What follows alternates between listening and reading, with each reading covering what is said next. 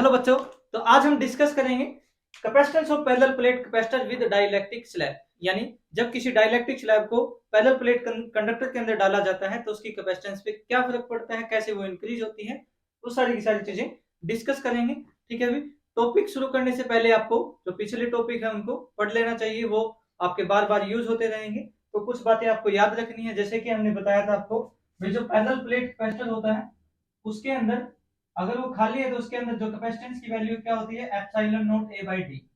ये आपको पता होना चाहिए, खाली कैपेसिटर है उसकी कैपेसिटेंस क्या होती है, epsilon not A by D.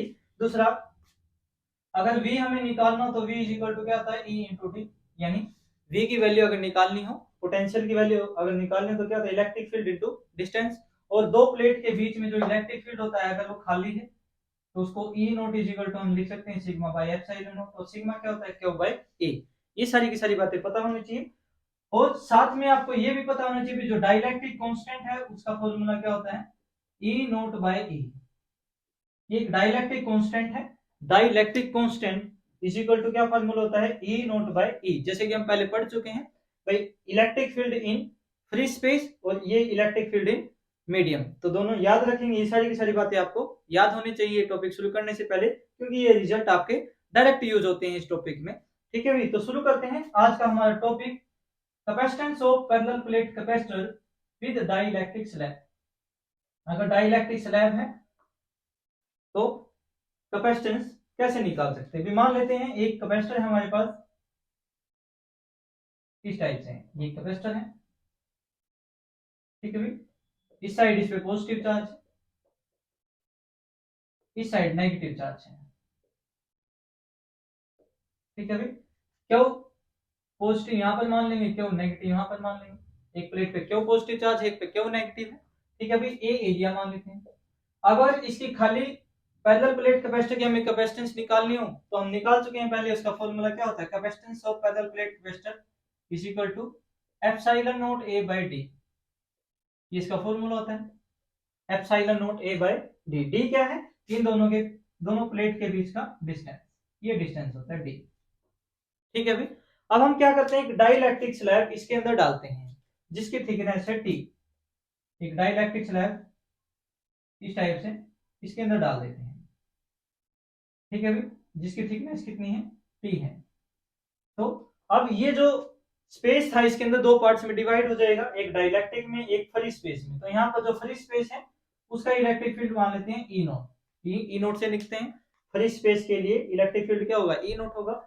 अब डाइलेक्ट्रिक में इंडक्शन के कारण नेगेटिव चार्ज तो इस सरफेस के ऊपर आ जाएगा, पॉजिटिव चार्ज इस सरफेस के ऊपर आ जाएगा। ठीक है भाई, तो इसके अंदर भी एक इलेक्ट्रिक फील्ड इंड्यूस हो जाएगा, लेकिन वो इलेक्ट्रिक फील्ड इतना नहीं होगा, इससे कम होगा, जितना बाहर से अप्लाई हुआ इतना नहीं होगा, इस इलेक्ट्रिक फील्ड से कम होगा। तो इसका मतलब यहाँ पर जो इलेक्ट्रिक फील्ड है उसकी वैल्यू मान लो ईपी। ईपी का मतलब पोलराइजेशन के कारण, जैसे हम पहले पढ़ चुके हैं, पोलराइजेशन के कारण यहाँ पर इलेक्ट्रिक फील्ड की वैल्यू क्या होगी, ईपी होगी। ठीक है भाई, अगर हम नेट इलेक्ट्रिक फील्ड निकालें तो नेट इलेक्ट्रिक फील्ड क्या होगा इसके अंदर, E is equal to E not minus EP. ये नेट इलेक्ट्रिक फील्ड होगा E is equal to E not minus EP. यानी इसके अंदर जो इलेक्ट्रिक फील्ड बच गया हमारे पास वो कितना है, E है, electric field of dielectric. ठीक है भाई, अब सिंस हमारे पास दो इलेक्ट्रिक फील्ड है, एक इलेक्ट्रिक फील्ड तो इसके अंदर है, एक इलेक्ट्रिक फील्ड इसके बाहर है। अगर हम बाहर वाली थिकनेस देखें तो टी पूरी थी हमारे पास डी, उसमें से टी माइनस कर दिया जाए तो ये जो बाहर बची है ये कितनी बचेगी, डी माइनस टी, दोनों तरफ की लगाकर। ठीक है भाई, तो क्या बचेगी ये, डी माइनस टी बचेगी। अब सिंस दो इलेक्ट्रिक फील्ड हैं, एक बाहर है एक अंदर है, तो इसका मतलब दो पोटेंशियल होंगे। तो बाहर के लिए पोटेंशियल उसको मान लेते हैं हम V1। तो पहला पोटेंशियल क्या होगा, V1 is equal to formula E into distance. तो E नोट इंटू डिस्टेंस कितनी है बाहर के लिए, D माइनस टी। तो हमने अभी बताया था V इज इक्वल टू क्या फॉर्मूला होता है, E इंटू डी। पोटेंशियल निकालने के लिए अगर हम फ्री स्पेस के लिए पोटेंशियल निकाले तो उसको हमने V1 मान लिया, इलेक्ट्रिक फील्ड क्या है, E नोट है, डिस्टेंस कितना है, D माइनस टी। तो ये आ जाएगा V1 is equal to E not D minus T. ऐसे ही इसके अंदर अगर हम पोटेंशियल निकालें तो इसको मान लेते हैं V2। इलेक्ट्रिक फील्ड क्या है वहां पर, E है, और डिस्टेंस कितना है, T है। तो यहाँ पर डिस्टेंस कितना है, T है, इलेक्ट्रिक फील्ड कितना है, E है। ठीक है, टोटल पोटेंशियल क्या हो जाएगा, टोटल पोटेंशियल हो जाएगा V is equal to V1 plus V2। अब V1 और V2 की वैल्यू पुट करें तो V1 की वैल्यू क्या है यहाँ से E not into D minus T plus V2 की वैल्यू क्या है E इंटू टी। ठीक है भाई। उसके बाद V is equal to E not into D minus T plus E into T. अब जैसे कि हमने आपको बताया था dielectric constant is equal to क्या फॉर्मूला होता है भाई E नोट बाय E। यहां से अगर E की वैल्यू निकालें तो E की वैल्यू क्या होगी E नोट बाय टी। यहां से E की वैल्यू निकालें एक इधर E को इधर ले जाए K को इधर ले जाए तो E नोट बाय E। तो यहां पर हम क्या लिख सकते हैं E नोट बाय E लिख सकते हैं। ठीक है भाई। तो इसको थोड़ा तरीके से लिखेंगे, एग्जाम में लिखना हो तो कैसे लिखेंगे। पहले हम करेंगे इसको V is equal to E not D minus T plus E into T. उसके बाद S dielectric constant is equal to formula होता है E not by E which implies that E is equal to क्या लिखेंगे हम इसको भाई E not by K। ठीक है। अब इस वैल्यू को यहाँ पर पुट कर देंगे तो V इज इक्वल टू क्या फॉर्मूला आएगा E not into D minus T plus E not by K into T. दोनों में से क्या कॉमन आ जाएगा E नोट कॉमन आ जाएगा तो E नोट को कॉमन ले लेंगे इंटू यहाँ पर क्या बचेगा डी माइनस टी बचेगा और यहाँ पर क्या बचेगा T बाय K बचेगा। ठीक है भाई। यहाँ से E नोट दोनों में से कॉमन ले लेंगे तो दोनों कॉमन लेने के बाद E नोट बाहर आ जाएगा D minus T plus T by D की। उसके बाद अब हमें पता है भाई E नोट की जो वैल्यू होती है फ्री स्पेस में इलेक्ट्रिक फील्ड की जो वैल्यू होती है वो किसके बराबर होती है E not is equal to sigma by epsilon not. ठीक है भाई सिग्मा बाय एप्सिलॉन नोट। तो यहाँ पर sigma by epsilon not put करेंगे तो V is equal to sigma by epsilon note into D minus T plus T by K ये आ जाएगा। ठीक है भाई। अब इसको सोल्व कर लेंगे। तो सोल्व करने के लिए सिग्मा की वैल्यू क्या होती है सिग्मा होता है Q by A epsilon not. यहाँ पर लिख भी लेंगे सिग्मा इज इक्वल टू क्या होता है क्यू बाय ए। तो Q by A into D minus T plus T by K. उसके बाद कैपेसिटेंस का फॉर्मूला होता है क्यू बाय वी। तो क्यू बाय वी की वैल्यू क्या है यहाँ से Q by A epsilon note into D minus T plus T by K. तो क्यू से क्यू कैंसिल हो जाएगा ये ए एप्सिलॉन नोट जो है ये ऊपर आ जाएगा भाई। तो यहाँ से C इज इक्वल टू क्या आ जाएगा A epsilon not by D minus T plus T by K. ये आ जाएगा कैपेसिटेंस का फार्मूला इन डाइलेक्ट्रिक फील्ड। अब यहां से अगर हम D कॉमन निकालना चाहें तो D को अगर बाहर निकालें तो D को बाहर निकालेंगे तो क्या आ जाएगा भाई A epsilon not by D को बाहर लिखेंगे तो अंदर क्या बचेगा यहाँ पर तो बचेगा 1। यहाँ पर t नहीं था तो यहाँ t डिवाइड में आ जाएगा t बाई डी प्लस यहाँ पर भी d नहीं था तो यहाँ पर क्या आ जाएगा नीचे आ जाएगा t बाय डी के इस टाइप से। ठीक है भाई। अब ये जो वैल्यू है epsilon not a by D ये देखें तो यहाँ पर किसके बराबर है C नोट के बराबर है epsilon not a by D epsilon not a by D तो C नोट के बराबर है। तो जो C की वैल्यू वो क्या हो जाएगी तो C इज इक्वल टू हमारे पास फॉर्मूला आ जाएगा final C is equal to इसकी जगह क्या पुट करेंगे C नोट पुट करेंगे डिवाइड बाय नीचे क्या बचेगा 1 minus T by D plus T by D के। ये फॉर्मूला आ जाएगा फाइनल कैपेसिटेंस का। तो यहां से हम देख सकते हैं भाई जो C की वैल्यू है वो क्या होगी C से ज्यादा होगी क्योंकि यहाँ पर नीचे जो वैल्यू आएगी वो 1 में से कुछ ना कुछ माइनस करने के बाद आएगी वैल्यू। तो नीचे छोटी वैल्यू होगी 1 से तो इसका मतलब जो C की वैल्यू होगी वो ग्रेटर देन होगी C नोट। यहाँ पर तो इसका मतलब क्या हुआ C is greater than C note. यानी जब किसी डाइलेक्ट्रिक स्लैब को कैपेसिटर के अंदर डाल दिया जाता है तो कैपेसिटेंस क्या हो जाती है इंक्रीज हो जाती है। तो यहाँ पर भी ऐसे ही हमें देखने को मिला है भाई जब हम फाइनल कैपेसिटेंस निकालते हैं तो C note by 1 minus T by D plus T by D के यानी 1 में से कोई ना कोई वैल्यू यहाँ पर माइनस होगी क्योंकि ये इससे छोटी वैल्यू होगी तो टोटल वैल्यू जो आएगी माइनस में आएगी, 1 से छोटी होगी।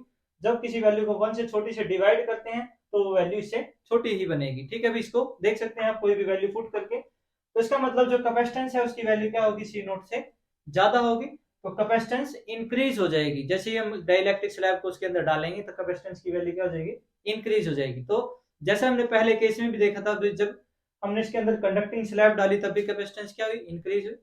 अब डाइलेक्ट्रिक स्लैब डाली तब भी कैपेसिटेंस क्या हुई, इंक्रीज हुई। तो दोनों केसेस में कैपेसिटेंस क्या होती है, इंक्रीज होती है।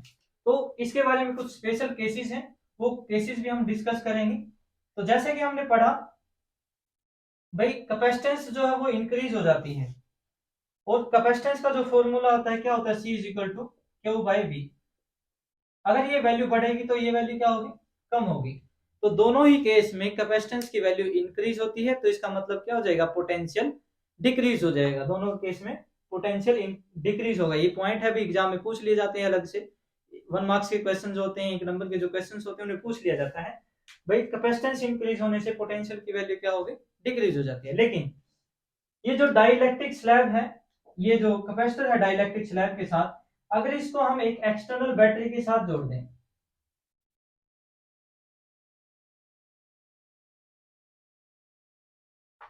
जैसे भी मान लो यहाँ पर ये कैपेसिटर है, इसको एक बैटरी के साथ जोड़ दिया जाए, इस तरफ पॉजिटिव फील्ड, इस तरफ नेगेटिव फील्ड, एक बैटरी है जिसका पोटेंशियल V है। ठीक है भाई, उससे क्या होगा भाई, जैसे ही हम यहाँ पर पोटेंशियल V अप्लाई करेंगे तो यहाँ पर भी पोटेंशियल V होगा। जब भी पोटेंशियल जो है पैरेलल में कनेक्ट होता है, तो जितना पोटेंशियल बाहर होता है उतना ही पोटेंशियल अंदर होता है, यानी पोटेंशियल की वैल्यू क्या रहेगी, कांस्टेंट रहेगी। तो पहला केस क्या है, फर्स्ट केस, जब बैटरी कनेक्टेड है और ऑन है, बैटरी कनेक्टेड है और ऑन है। फर्स्ट केस में बैटरी अगर इसके साथ कनेक्ट है, dielectric capacitor with dielectric slab इसके साथ कनेक्ट है, तो उसमें पहला केस क्या बनेगा, पहला केस होगा बैटरी कनेक्टेड और ऑन है, तो फर्स्ट पॉइंट में जो पोटेंशियल है उसकी वैल्यू क्या रहेगी, कांस्टेंट रहेगी। पोटेंशियल क्या रहेगा, कांस्टेंट रहेगा भी जब बैटरी के इसके साथ जोड़ दिया जाएगा। सी हमारी इंक्रीज होती है, जैसे कि हमने बताया सी इंक्रीज होती है, सी की वैल्यू इंक्रीज होती है, कैपेसिटेंस जो बढ़ जाती है। अब यहाँ पर पोटेंशियल तो कांस्टेंट है, सी की वैल्यू बढ़ जाएगी, तो सी की वैल्यू बढ़ने से मतलब क्या है भाई, कैपेसिटेंस जो है वो इंक्रीज हो जाएगा। मतलब कैपेसिटेंस इंक्रीज हो जाएगा, तो इसका मतलब इसकी कैपेसिटी बढ़ जाएगी, इसमें हम और ज्यादा चार्ज स्टोर कर सकते हैं। ठीक है भाई, और चार्ज कहां से आता रहेगा, V से आता रहेगा, क्योंकि बैटरी ऑन है, यहाँ से चार्ज आता रहेगा। तो थर्ड पॉइंट हम क्या कह सकते हैं भाई, थर्ड पॉइंट हम कह सकते हैं भाई, जो चार्ज की वैल्यू वो क्या हो जाएगी, इंक्रीज हो जाएगी, क्यू की वैल्यू इंक्रीज होगी। क्यू की वैल्यू क्या होगी, इंक्रीज होगी, क्योंकि चार्ज जैसे जैसे इसकी कैपेसिटी बढ़ेगी उसके अंदर ज्यादा ज्यादा चार्ज स्टोर होता चला जाएगा, और चार्ज बैटरी ऑन है, बैटरी कनेक्टेड है, तो यहाँ से चार्ज की वैल्यू क्या होती रहेगी, इसके अंदर बढ़ती रहेगी।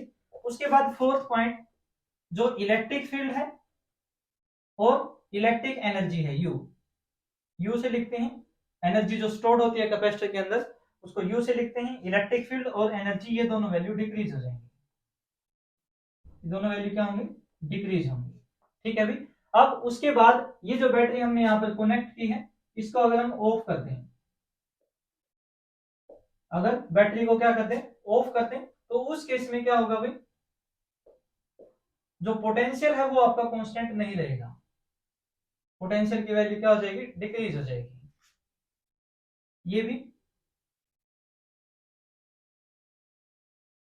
अब पहला केस क्या बनेगा भाई, जो चार्ज है उसकी वैल्यू कांस्टेंट रहेगी, क्योंकि बैटरी आपकी अब क्या है, चार्ज जो रहेगा वो कांस्टेंट रहेगा, क्योंकि बैटरी ऑफ है, तो इसका मतलब नया चार्ज नहीं आएगा, जितना चार्ज इसके अंदर है वो उतना का उतना ही रहेगा, यानी क्यू की वैल्यू क्या रहेगी, कांस्टेंट।